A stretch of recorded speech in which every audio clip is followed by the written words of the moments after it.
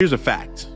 If a student fails every class in the 6th grade, the 7th grade, and the 8th grade, that student is going to the 9th grade. Now, let me say it again just so you can let that sink in.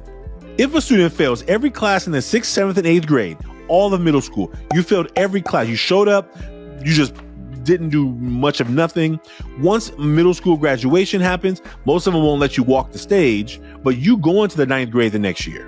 If you have failed every class in middle school and then they move you to high school where the rules change, if no one sat you down and said, hey, let me just let you know that this process that you've been doing the last 3 years is not going to work for the next 4 years. If you don't pass classes, you don't graduate.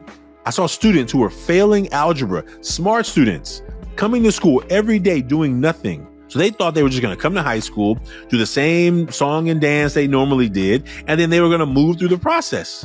Now, the school I was at, algebra was the first class you take. So a student fails algebra, they would the next semester be back in algebra again. Now that first year, it'll be oblivious to them because they were still with other freshmen in the class. So they were like, oh, I'm still good. Now, by the time the next year rolled around, they are in their 2nd year of high school, but they're still in a 9th grade class. And many of them will be upset. They'll be like, why am I in this class with all these freshmen? A lot of times the rules didn't get explained to them clearly that you must do another level of work here. And to see a student who has not passed a class in 5 years, 0 credits, junior year of high school, what's happening? What's been going on? And so then you have to coach them into another situation. Hey, you're not going to graduate. And those conversations are not fun to have, but they are critical for us as educators to have with students earlier.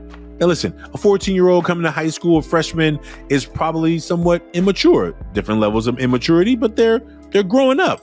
And so it's important as educators that we have conversations with students earlier. Now listen, I'm talking about middle school education. Why am I so passionate about it? Because the high school problem doesn't start at the high school door. The problem with high school is that you have students coming from this other place. They come in, they've had different levels of responsibility at those places. Some went to schools where the rigor was high and the expectations were high and the engagement was high. And some went to schools where they were just high. I mean, pun clearly intended.